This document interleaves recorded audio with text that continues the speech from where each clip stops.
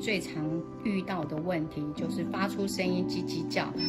那跟大家示范一下，假设助听器这样子的声音发生出来的时候，可以把耳朵稍微往上提，然后呢用食指把它往里面推，然后放掉以后，它戴好了就不会发出声音了。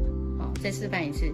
如果助听器发出声音看起来耳塞塞好了，但是还会发出声音，就代表助听器的耳塞没有戴得很好，不够紧实。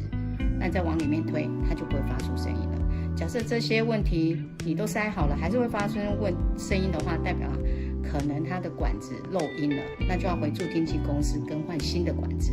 如果不会的话，原则上都不会发出声音。那有时候讲话讲一讲，或者是头摇一摇会发出声音，就是没有戴好，我们再把它重新往里面按，它就不会发出声音，这样就可以解决了。